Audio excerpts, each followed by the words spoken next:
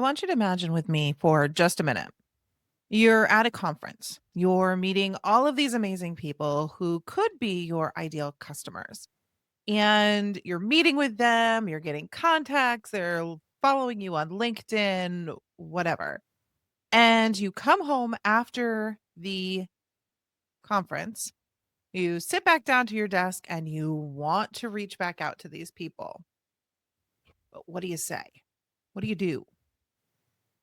Honestly, this is something I have found that I struggle with constantly.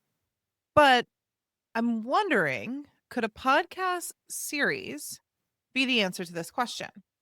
How do I follow back up with my contacts?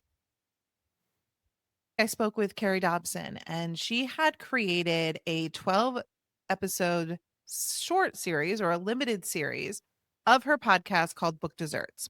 We talked through the podcast and we talked about all the different benefits of having a podcast series. And I really wanted to sort of tease out some of those pieces for you here today and talk about why I think doing a podcast series could actually be the sales tool that you might be missing from your business. So let's dive in. So, one of the first things I want you to think about when it comes to a podcast series. So, when folks think about doing a podcast, one of the first things we feel is sometimes this overwhelm when we look at other podcasts that might be in our niche that are 100 episodes, 200 episodes, been going for 5 years straight. Like, that's fantastic for some people, but the absolute pressure and feeling of overwhelm to have to constantly be creating that level of content is a bit much for a lot of people, which is probably why some folks completely shy away from the idea of doing a podcast. The idea of doing a limited series, though, or even seasonal, if you would rather look at it from a seasonal perspective, either way, it gives boundaries to your podcast. You have a beginning and you have an end, and it gives you a break in the in between. So, to consider, like, what would that mean for you? How would that work? So when we think about doing a limited series, we're going to say, all right, we're going to do, say, 12 episodes. That's what we're going to work on, right? We're going to have a beginning, a middle, and an end. And we are going to be able to be a lot more thoughtful about what those 12 episodes are truly going to contain. And if we think to ourselves, well, I want to make this a sales tool for my business, then when we develop the content that's going to go into those pieces, that's when we can really sort of sit back and say, okay, what are the questions everybody usually asks me about my business, my area expertise, whatever that looks like? Where now I can sit back and say, hey, XYZ, I met you at this amazing conference.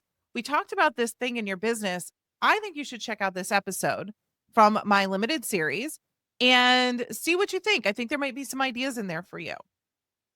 How does that feel about a follow up? Personally, somebody who hates doing some of this stuff, that feels really natural to me to be able to say, hey, I thought about your problem after we met, or I thought about your business, I thought about you. And here's something I'd like to offer as a piece of inspiration for you and your business. Nothing hard sell, nothing big. But if I've planned out my series well, I will have the answers to those questions. So let's talk about content really quick. Like, what could be included inside of a podcast series? So I think one of the things we can do is look at your frequently asked questions. What are the questions you frequently get in your sales calls? What questions are you typically answering? How can you help reframe the problems you solve? And can you answer those in a podcast? I think one of the things that Carrie did too that was really amazing was she created case studies.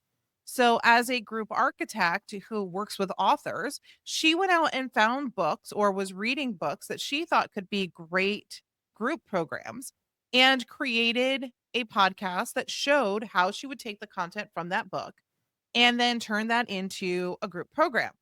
This is amazing, not only because she has an example. So, if she meets another author with a similar book, she can say, hey, this is what I would have done for this author. Or she can even reach back out to those authors and sort of say, hey, I did this thing. Do you want to check it out? Let me know what you think. Very low committal, but you don't need anybody else's permission to create the case study. No, but you're not saying you did the work. You're not saying you went out and did this thing. You're just showing your ideas and how you would create that into the real world. And I really think this can be a very powerful way for you to showcase your expertise, especially if you might be newer in your business.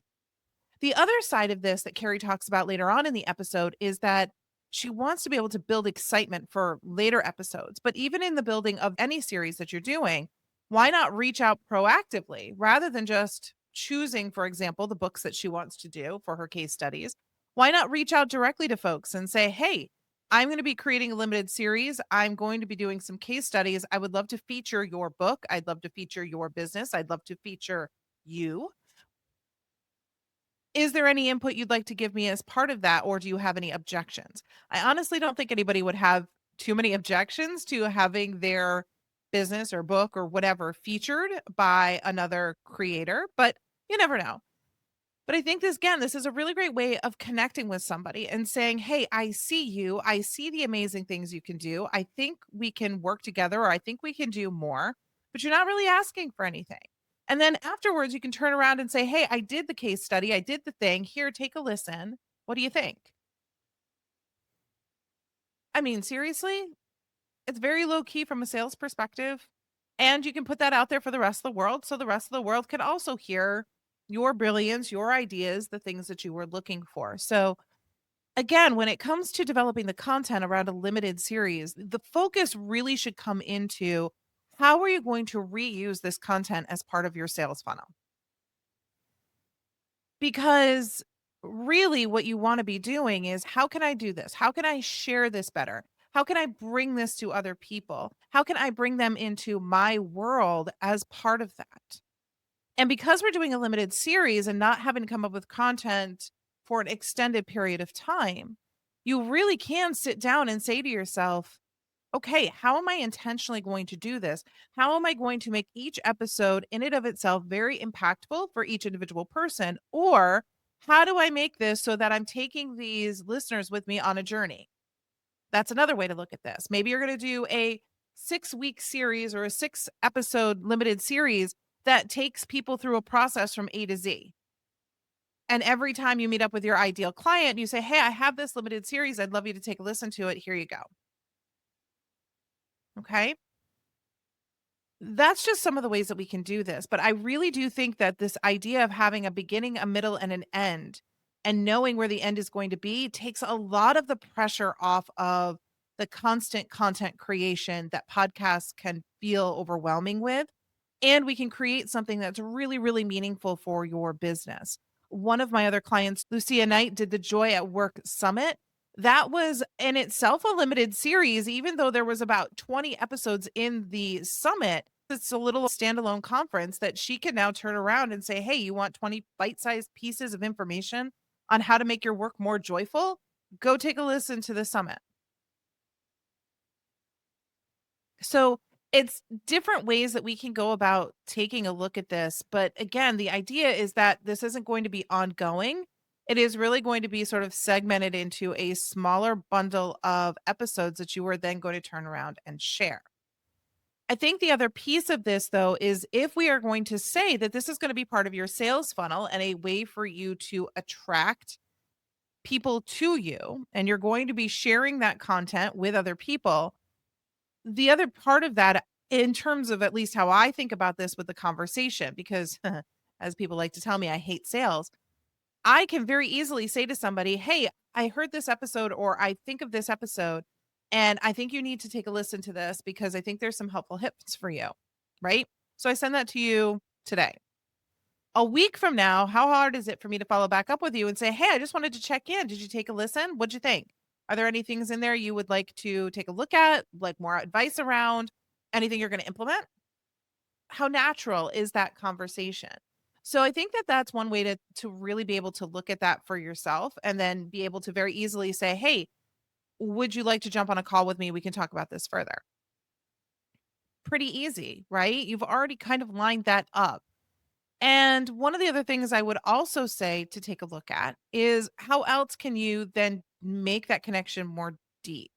How do you know that somebody's listening to your series? So if I go and I invite you to come with me and listen to that episode, how do I know you've listened to it? one of the ways we might want to do that is again, develop that funnel a little bit deeper. When you're creating the content and you're creating the episodes, could you also create a download or a tool or something that goes along with each one of those episodes so that as people come and listen, then they go ahead and they click on that thing. That thing is then going to trigger for you that they've actually downloaded or took it or whatever, and so they've gone a little bit further, that they truly are more interested in your content. And again, if you look at how we're developing this, guys, we're really looking at developing how warm are these leads and how much easier it is it for you to sell to a warmer lead, to somebody that you know is really engaged in you and your content in the way that we can do these things. So really take a look at that as you're developing that funnel is how can we do that? I think when we look at this, we want to make sure that there is always going to be that follow up piece. So, for every single episode that we create, you want to make sure that you are constantly giving people that next step. Okay. This is for all podcasts, but in a podcast series, again, if I haven't followed back up with you for one reason or another, what's that next step? Is it to download your tool? Is it to book a call? What is that going to look like for you? And really make sure that you've included that as part of it. So I hope this gives you a few ideas when it comes to a podcast series and how you can use it. I think a couple things Carrie mentioned are also really important to look at. There are probably a million other ways you could do this. Could you do it in a blog series? Could you do it in a newsletter series? Yes, of course. All of these things are the same. I say the same thing about podcasting. When it comes to podcasting, it really has to be where your energy flows. Do you feel better when your voice is being shared? Statistics show that by sharing our voices, we are intrinsically adding more trust into our listeners' minds because they're hearing our voices, not just reading our words. It gives them just one more way to engage a sense with us, especially if they've already met you and seen you in person. It really just helps to reestablish that connection. So that's why I really do love this as a podcast series versus some kind of written word. But I also encourage you to say to yourself, if you were to create this as a newsletter, is it natural for you? Do you feel like this would be something you'd immediately want to share and say, "Oh my god, I have this great thing." For Carrie, it was really easy for me to say, "I have this amazing podcast series I want you to come take a listen to," or, "Here, listen to this one episode. Listen to this one thing and let's go." And if your energy feels like that is something easy for you, that it is natural for you to suggest that over, say, a newsletter, then maybe a podcast series really is a great way to go. Again, it's not the commitment of I'm going to be creating this show for the next 3 or 4 or 5 years. It's I'm going to create a episode series that is going to focus on XYZ, and it can be either 8 case studies, it can be a mix of different things, but it's what's going to be impactful for you. And then again, it's thinking about how does this funnel customers into my business? That is what's really going to make the effort worthwhile in the long run for you is making sure that it's going to be answering the questions that your customers have, because again, you'll put this out on your website. It will go out into the land of SEO and discoverability so that if people are looking up questions, they will find your episodes and be able to listen to them without your assistance. All of those things we want to make sure are really in place because, again, well thought out, this can be a really powerful tool for you. If you have any questions, as always, if you have any new ideas, please reach out. Let me know. If you would like to have a chance to talk through what a series might look like, again, just reach out to me on LinkedIn. Let me know and we can set up a quick chat and let's talk it through. Have a great week, everyone. I'll talk to you again soon. Bye.